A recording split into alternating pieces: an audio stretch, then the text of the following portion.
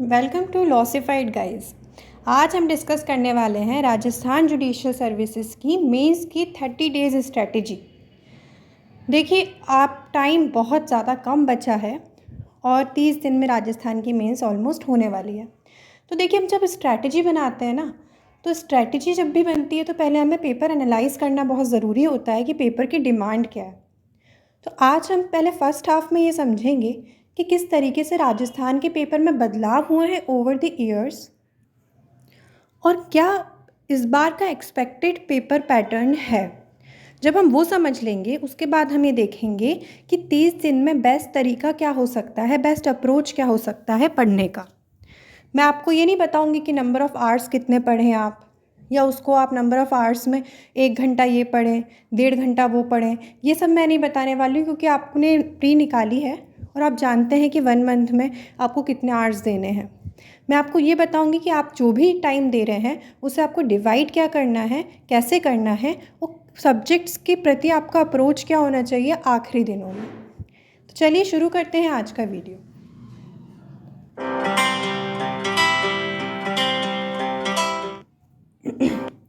सबसे पहले हम एक ओवरव्यू ले लेते हैं, जो आप जानते होंगे फिर भी हम ले लेते हैं एक छोटा सा ओवरव्यू कि जो लॉ पेपर होते हैं वो 2 होते हैं आपके, लॉ पेपर 1 और लॉ पेपर 2।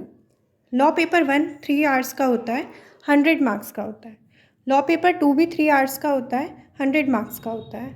इसके बाद हम लैंग्वेज पेपर की बात करें तो आपके 2 लैंग्वेज पेपर होते हैं। इसमें 2-2 घंटे के लैंग्वेज पेपर हैं आपके, हिंदी ऐसे का, इंग्लिश ऐसे का। 50-50 मार्क्स के आपके लैंग्वेज पेपर हैं। यानी लैंग्वेज पेपर टोटल आपके 100 मार्क्स के हो गए और लॉ पेपर टोटल आपके 200 मार्क्स के हो गए। तो लॉ पेपर का वेटेज ज़्यादा है, लैंग्वेज पेपर का वेटेज कम है। इसके बाद इंटरव्यू में आपके 35 मार्क्स का इंटरव्यू होता है। जो लोग मेंस क्लियर करेंगे वो इंटरव्यू देंगे। अब देखिए, इंटरव्यू 35 मार्क्स का है, इससे साफ साबित होता है कि अगर आपने मेंस में बहुत अच्छा स्कोर कर लिया है तो आप मान के चलिए आपका सिलेक्शन तय है। इंटरव्यू से उतना ज़्यादा फ़र्क नहीं पड़ेगा क्योंकि इंटरव्यू के मार्क्स बहुत कम हैं। तो कोशिश कीजिए आप मेंस में अच्छा स्कोर करें। अब हम देखते हैं सिलेबस। देखिए, मैं सब्जेक्ट्स रिपीट नहीं करूँगी, बस मैं इतना समझाना चाहूँगी कि जो लॉ पेपर 1 है उसमें देखिए सब्जेक्ट्स कम हैं आपके। अगर आप देखें सीपी मेजर में क्या है आपका, सीपीसी है, कॉन्स्टिट्यूशन है, इंडियन एविडेंस एक्ट है। ये 3 सब्जेक्ट्स ही हैं जो मेजर सब्जेक्ट्स कहलाएंगे।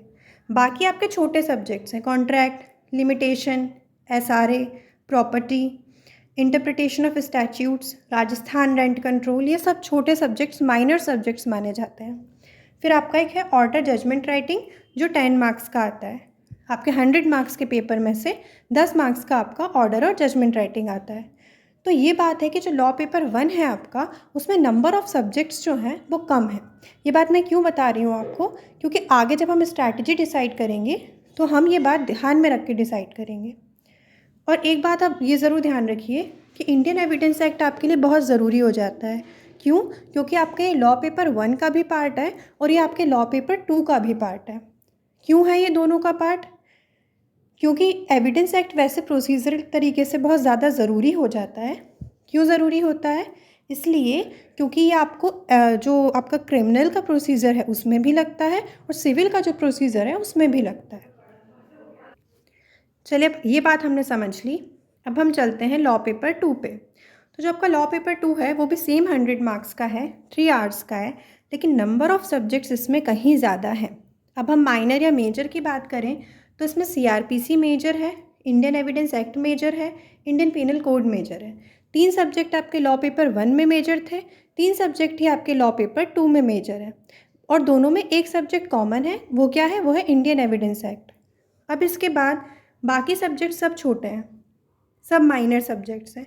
बस आपका जो जेजे एक्ट है वो थोड़ा बड़ा सब्जेक्ट है, उसमें थोड़े ज़्यादा नंबर ऑफ़ सेक्शंस हैं बाकी सब्जेक्ट्स के कंपैरिजन में। यहाँ पर भी जजमेंट राइटिंग आता है आपका, ये 10 मार्क्स का आता है। अब हम बात कर ही रहे हैं तो मैं आपको कुछ बुक्स रेफ़र कर देती हूँ जजमेंट राइटिंग के लिए, जो अगर आप चाहें तो रेफ़र कर सकते हैं। जैसे कि बुक है आपकी रॉबिनजीत सिंह की जो एक बुक आती है वो काफ़ी अच्छी बुक है, पूरी इंग्लिश में है वो, उसका कोई हिंदी ट्रांसलेशन नहीं है। अगर आप हिंदी ट्रांसलेशन में चाहते हैं तो के भारद्वाज और पी नामजोशी जी की बुक भी आती है। अब ये 2 बुक एमपी में ज़्यादा चलती हैं, के भारद्वाज और नामजोशी सर की बुक।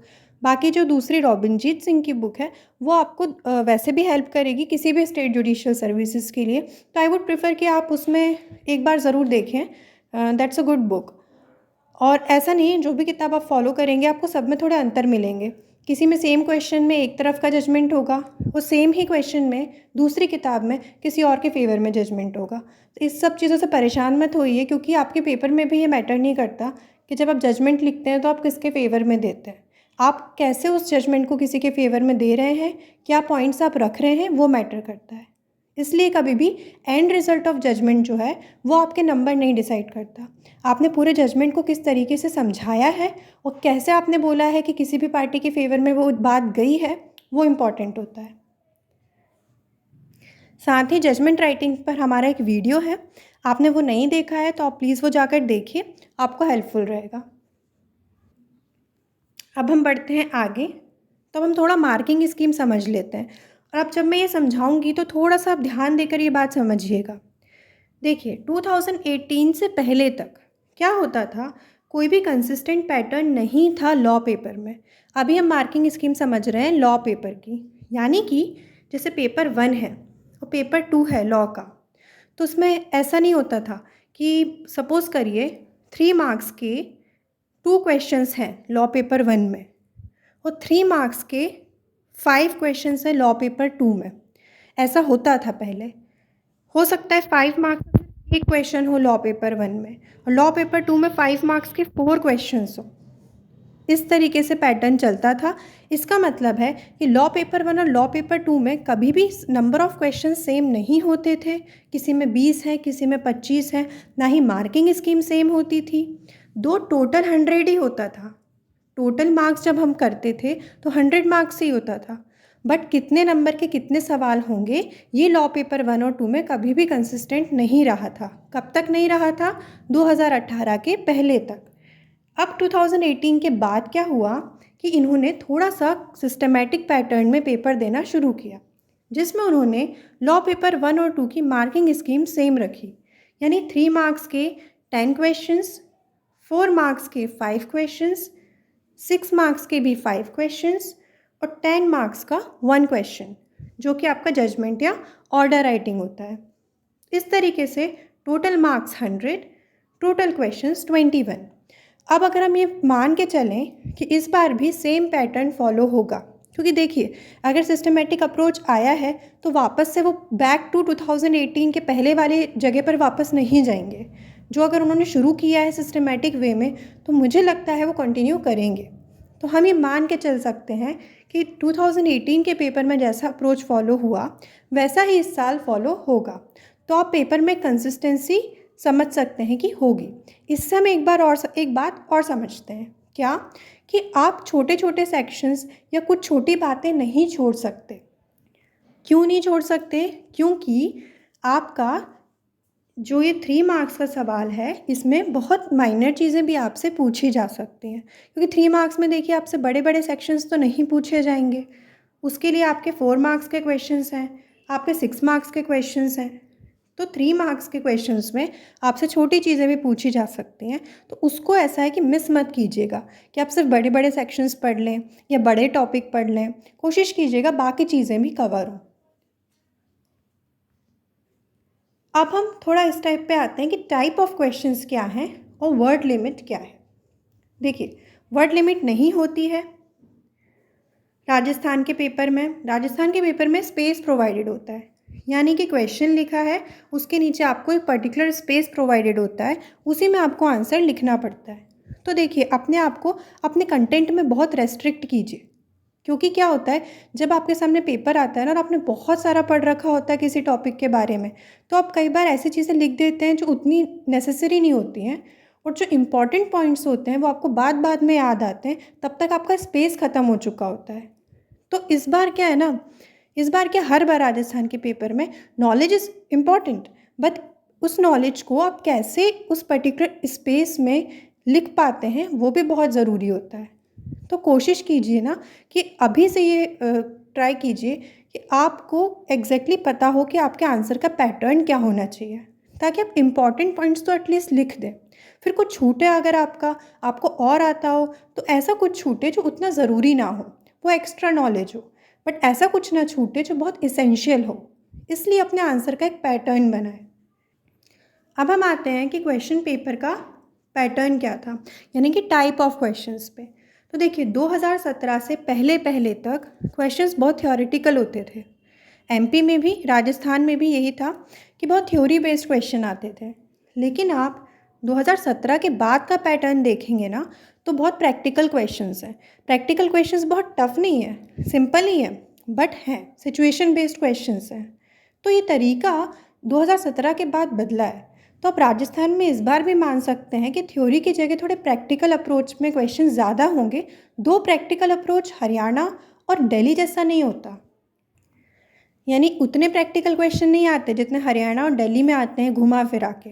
बट फिर भी आप मान सकते हैं कि क्वेश्चंस बड़े होंगे, थोड़े सिचुएशन बेस्ड होंगे, बट हाँ ईजी होंगे।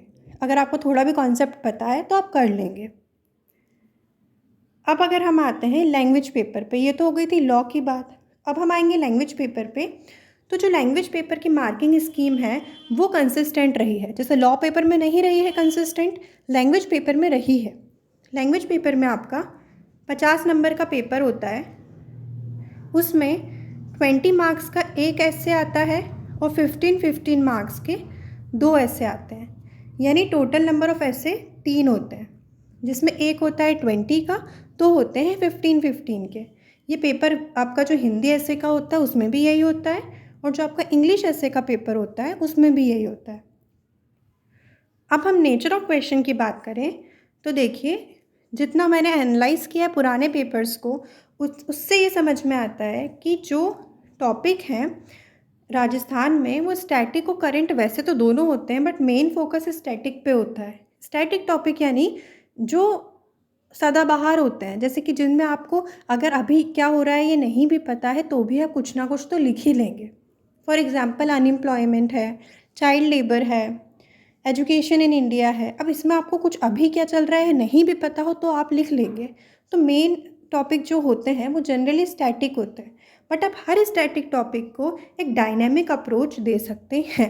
This is a tip from my side कि आप ये ट्राई कीजिए कि कोई टॉपिक अगर ऐसा भी है जिसमें आप कुछ भी लिख सकते हैं जो सालों सालों से चल रहा है, बट उसमें भी आप कोशिश करें कि आप कुछ करंट की बात लिख दें। जैसे अनएम्प्लॉयमेंट आया तो अभी क्या स्टेटस है अनएम्प्लॉयमेंट का, अभी क्या स्कीम्स है अनएम्प्लॉयमेंट के लिए हमारे यहाँ, चाइल्ड लेबर के लिए क्या किया जा रहा है अभी प्रेजेंट में, कौन कौन से संस्थाएं हैं चाइल्ड लेबर के उसमें जो काम कर रही हैं। तो ये सारी बातें जो हैं आप प्रेजेंट के इसमें लिख सकते हैं। इसके बाद कॉन्स्टिट्यूशन, एक और टिप मेरी तरफ से है कि आप कोशिश करें कि कोई भी जो टॉपिक हो उसको कॉन्स्टिट्यूशन से जोड़ने की कोशिश करें, जिससे ये समझ में आएगा आपकी अंडरस्टैंडिंग अच्छी है। कोई भी टॉपिक हो आप सबको कॉन्स्टिट्यूशन से जोड़ सकते हैं। आप चाइल्ड लेबर को कॉन्स्टिट्यूशन से जोड़ सकते हैं, आप चाहें तो आप एजुकेशन के रिस्पेक्ट में जो हो रहा है उसको चाइल्ड लेबर से जोड़ सकते हैं। आप पॉल्यूशन को, जो आपके इन्वायरमेंट के टॉपिक्स होते हैं उन सबको आप कॉन्स्टिट्यूशन से जोड़ सकते हैं।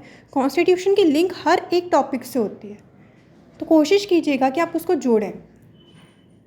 और जनरली ये होता है कि जो 3 टॉपिक आपको प्रोवाइडेड होते हैं, 3 ऐसे लिखने होते हैं, उसमें से एक ऐसे कई बार सोलिडली कॉन्स्टिट्यूशन की तरफ से ही आता है, जो बहुत कुछ कॉन्स्टिट्यूशन पर बेस्ड होता है। तो इसलिए ये थोड़ा सा लिंकिंग का ध्यान रखिए कि लिंक करना सीखिए। तीसरा, चॉइसेस प्रोवाइडेड होते हैं आपको। जैसे आपको 3 ऐसे लिखने हैं तो ऐसा नहीं कि 3 ही टॉपिक आ रहे हैं उसी पे लिखने हैं, आपको हर एक ऐसे के लिए 2 से 3 चॉइसेस प्रोवाइडेड होती हैं। तो ऐसा है कि आपको जो चॉइस सही लगे आप वो कर सकते हैं।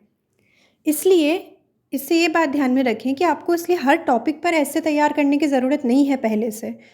आप कुछ लिमिटेड टॉपिक्स पर ही रखिए, ताकि क्या हो ना कि अगर पहला क्वेश्चन है उसमें आपके पास 3 चॉइसेस आती हैं तो आपको ज़रूरी नहीं तीनों पे आना हो, आपको अगर एक पे भी आता है तो आप लिख सकते हैं। इसलिए जब भी ऐसे के लिए प्रिपरेशन करें ना तो कुछ टॉपिक्स रखें इंपॉर्टेंट, जिस पे आप बहुत अच्छे से तैयारी रखें। सब पे तैयारी रखने की ज़रूरत नहीं है, क्योंकि आपके पास चॉइसेस होंगी। तो देखिए स्ट्रैटेजिकली काम करना होता है, मेहनत अच्छी बात है, लेकिन अभी आपके पास अगर समय नहीं है तो आपको हर एक टॉपिक पे तैयार करने की कोई ज़रूरत नहीं है। अपने आप को रेस्ट्रिक्ट करना सीखें, कुछ 15-20 टॉपिक रख लें, उसी पे अच्छे से तैयार करें, ताकि एटलीस्ट आपके पास उस समय चॉइसेस में से अगर वो आए तो आप लिख पाएँ। अब इसके बाद राजस्थान स्पेसिफिक पे आते हैं। तो 3 टॉपिक में से एक टॉपिक कई बार राजस्थान स्पेसिफिक होता है। अब देखिए, ये भी हो सकता है कि आपके पास चॉइस आ जाए, तो एक कोई न्यूट्रल टॉपिक मिल जाए, एक राजस्थान वाला मिल जाए, तो आप न्यूट्रल कर सकते हैं। बट कई बार ऐसा होता है कि चॉइसेस भी सारी राजस्थान के बेसिस पर ही होती हैं, मतलब सारे टॉपिक ही राजस्थान के हों, तो फिर आपके पास उस पर्टिकुलर ऐसे में चॉइस नहीं रह जाएगी, आपको किसी ना किसी राजस्थान टॉपिक पे ही लिखना पड़ेगा। तो थोड़ा राजस्थान के बारे में पढ़ के जाएं, बहुत ना पढ़ के जाएं तो भी टूरिज़्म पढ़ के जाएं राजस्थान का, थोड़ा प्रेजेंट डेवलपमेंट्स क्या हो रहे हैं राजस्थान में वो देख के जाएं, ताकि आप कुछ अच्छा लिख पाएँ। ये हो गई हमारे लैंग्वेज पेपर की बात। अब हम आते हैं इस स्ट्रैटेजी पर। अब आप सोच रहे होंगे मैंने इतनी सारी बातें आपको बताई, उसका 30 डेज़ स्ट्रैटेजी से क्या लेना देना है? तो वो इसलिए बताई क्योंकि जब तक आपको पेपर का तरीका और डिमांड नहीं पता होगी ना, तब तक आप सही स्ट्रैटेजी नहीं बना सकते। तो अब हम आते हैं स्ट्रैटेजी पर।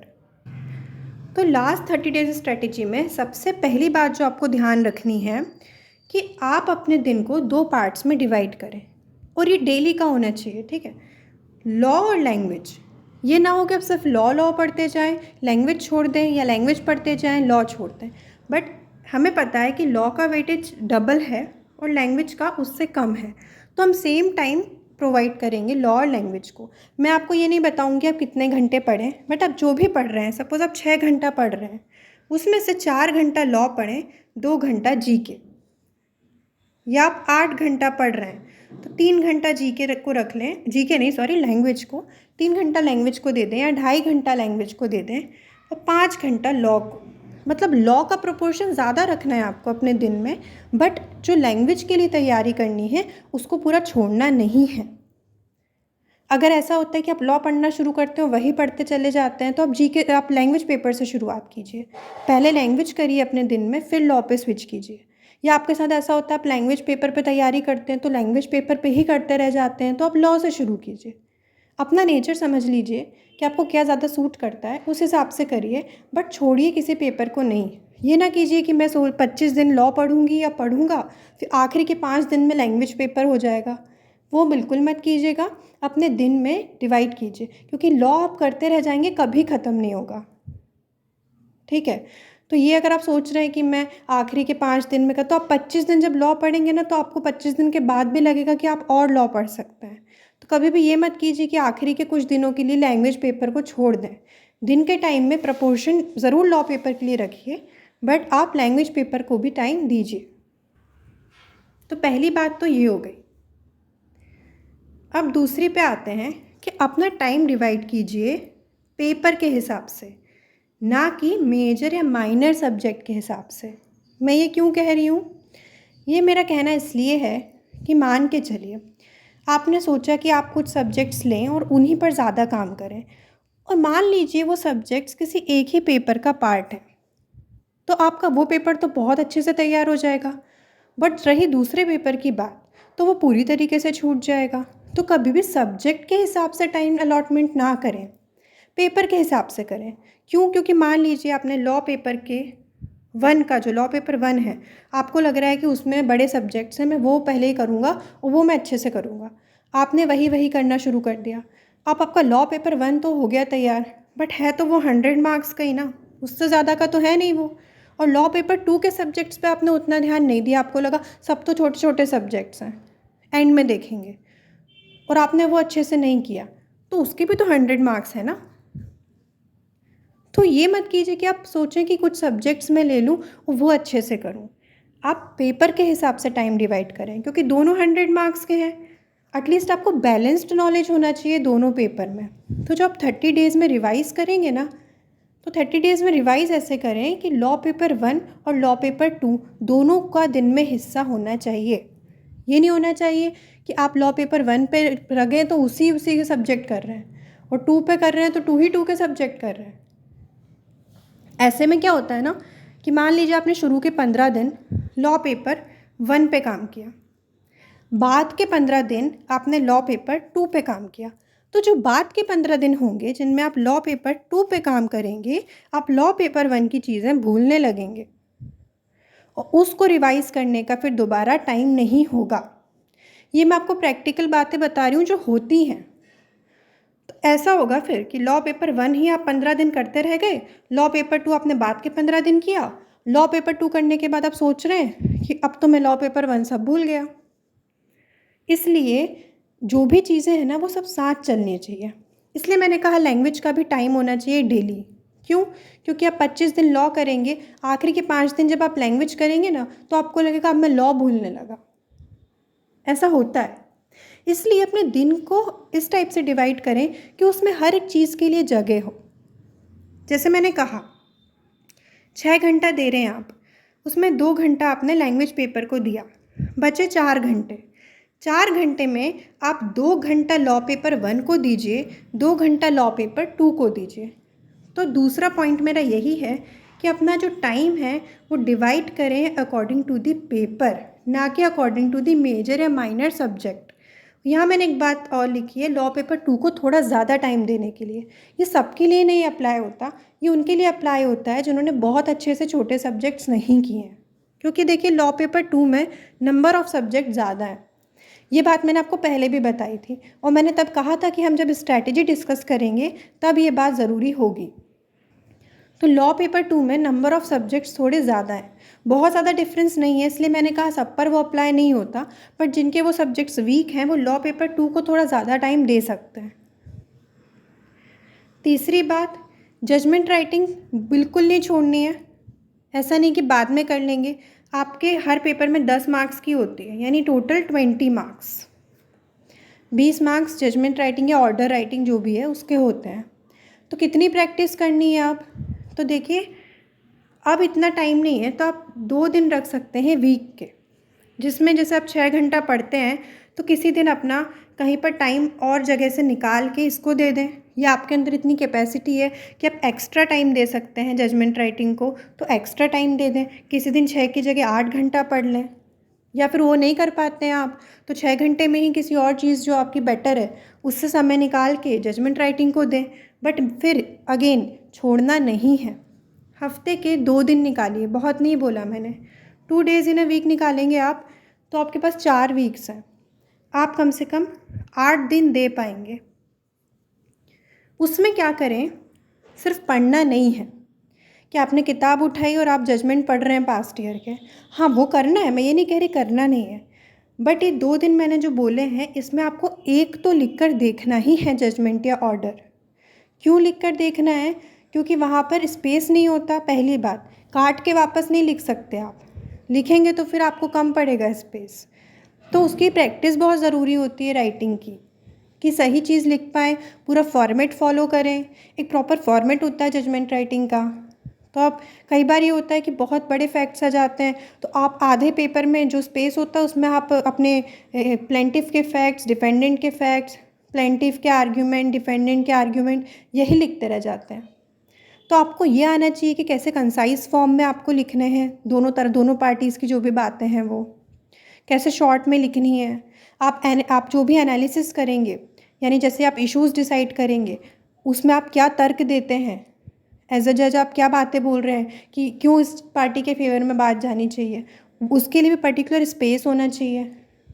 क्योंकि मैंने कहा उसी के नंबर होते हैं, फॉर्मेट सब फॉलो कर रहे हैं, बट आप अपनी बात को कैसे सही साबित कर रहे हैं वो ज़रूरी होता है। तो इसलिए वो भी बहुत ज़रूरी है। ये ना करें कि इधर के फैक्ट्स लिख दिए, उधर के फैक्ट्स लिख दिए, इधर के आर्ग्यूमेंट, उधर के आर्ग्यूमेंट और डिसीज़न क्यों लिया, किस लिए लिया, क्या आपने बातें कंसिडर की, ये भी समझाना बहुत ज़रूरी है। तो ऐसे पढ़ते रहेंगे ना जजमेंट ऑर्डर तो आपको लगेगा आप लिख लेंगे, बट जब आप लिखने बैठते हैं ना ओरिजिनली तो आप गलतियाँ करते हैं, फॉर्मेट में ही कर जाते हैं गलतियाँ। पिटीशन नंबर, थाना क्रमांक या थाना, ऊपर इन द कोर्ट ऑफ लिखना है, द कोर्ट ऑफ लिखना है, क्या करना है, प्रिसाइडिंग ऑफिसर, डेट, कहाँ डेट आनी है, कहाँ साइंड लिखना है, कैसे चार्ज फ्रेम करना है। ये सारी बातें जो है ना लगता है पढ़ते पढ़ते कि आती हैं, बट इनको लिखना बहुत ज़रूरी होता है। तो मैं ये नहीं कह रही बहुत ज़्यादा लिखें, कम से कम 3-4 तो अपनी तरफ से लिख के जाएं ताकि एकदम नया ना लगे वहाँ पर। क्योंकि मैं आपको बता दूँ, पढ़ते पढ़ते लगता है आता है, बट जब लिखते हैं तो नहीं आता है। ठीक है, तो ऑर्डर और जजमेंट राइटिंग ज़रूर लिख के जाएं। तो that is my tip for 30 days strategy कि अपने 30 दिनों में कभी भी ऐसे ना करें कि इतने दिन लॉ पेपर 1, उतने दिन लॉ पेपर 2, इतने दिन लैंग्वेज पेपर। ये बिल्कुल नहीं करना है। डेली रूटीन में तीनों चीज़ें होनी चाहिए, जिसमें लैंग्वेज कम होगा, लॉ ज़्यादा होगा। लॉ में भी लॉ पेपर 2 को थोड़ा ज़्यादा टाइम दें, लॉ पेपर 1 को थोड़ा कम टाइम दें। उसके बाद मैंने आपको पेपर का तरीका समझा दिया है, पैटर्न समझा दिया है, टाइप ऑफ क्वेश्चंस बता दिए हैं। तो मैं 30 दिन में आपको ये तो नहीं बताऊंगी कि सब्जेक्ट्स पढ़ना कैसे है, क्योंकि पढ़ाई हो गई है। देखिए, अब 1 महीना रिवीजन का होता है, तो अब रिवीजन में मैं ये नहीं कह सकती आप किस सब्जेक्ट को कैसे पढ़ें। This is not my place कि मैं आपको वो बताऊँ। 30 दिन का समय है, तो अब आप रिवाइज़ करें, और रिवाइज़ आप जानते हैं जो मैंने बता दिया ऐसे करें आप। और जिसका ऑर्डर राइटिंग अभी तक कुछ नहीं हुआ है, जजमेंट राइटिंग कुछ नहीं हुआ है, कोई दिक्कत नहीं है, इतना कुछ टफ नहीं है। अगर आप दिन में मतलब हफ्ते में 2 दिन भी देते हैं तो हो जाएगा, कोई दिक्कत की बात नहीं है। और लैंग्वेज पेपर पे भी आपने नहीं काम किया है तो भी कोई दिक्कत की बात नहीं है। अभी से दिन के 2 घंटे देंगे तो वो भी हो जाएगा। और लॉ पेपर का देखिए ऐसा है, आपने प्री निकाली है तो अपने लॉ पेपर पे काम तो किया है, तो ऐसा नहीं आपको आता नहीं है। अब ऐसा है कि जितना आपको कम आता है उस हिसाब से अपना टाइम डिसाइड करें।